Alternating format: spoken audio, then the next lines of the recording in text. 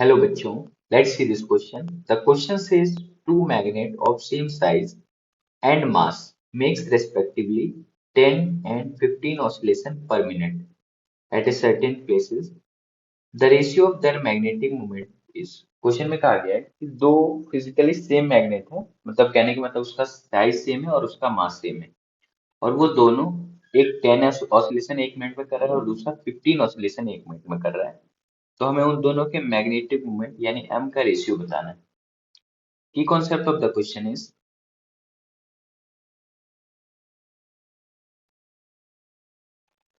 Time period of magnet in presence of magnetic field.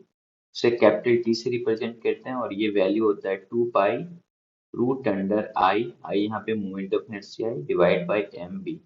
यहाँ पे capital M magnetic moment है और B for magnetic field. तो इसकी कॉन्सेप्ट की हेल्प से हम लोग इस क्वेश्चन को सॉल्व करेंगे। क्वेश्चन में जो फर्स्ट मैग्नेट है, ये फर्स्ट मैग्नेट को मैं 10 ऑसिलेशन वाला मान रहा हूँ। तो इसमें कहा गया ये 10 ऑसिलेशन कितने 60 सेकंड में कर रहे हैं। 10 ऑसिलेशन ये 60 सेकंड में कर रहा है। तो यहाँ से अगर आप 1 ऑसिलेशन निकालो तो ये 1 ऑसिलेशन 60/10 या फिर हम इसे बोल सकते हैं 6 सेकंड।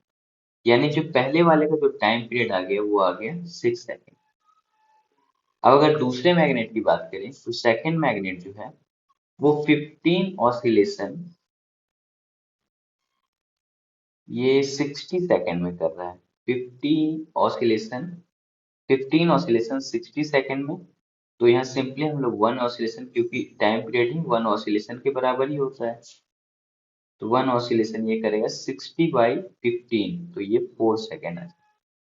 यानी जो सेकंड वाला मैग्नेट है उसका टाइम पीरियड आ गया 4 सेकंड। अब हमें पता है कि टाइम पीरियड का जो फॉर्मूला होता है ये 2 पाई रूट अंडर आई अपॉन एम बी होता है।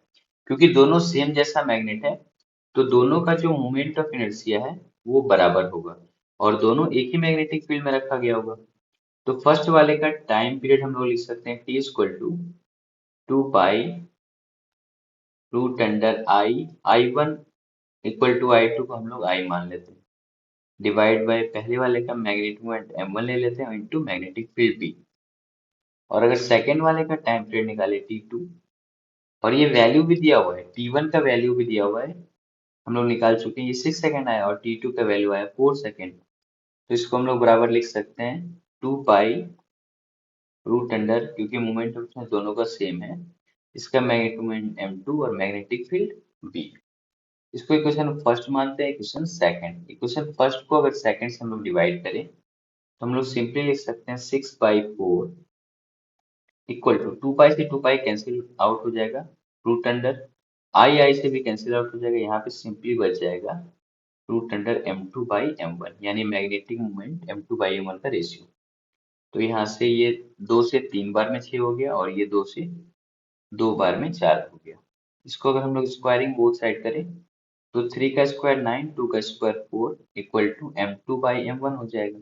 तो अगर हम लोग m1/m2 का रेशियो निकालें तो m1:m2 हम लोग लिख सकते हैं 4/9 या फिर 4:9। तो इस हिसाब से कौन सा ऑप्शन करेक्ट हो जाएगा? Option number A is the correct option. Hope you understood it well. Best of luck. Thank you.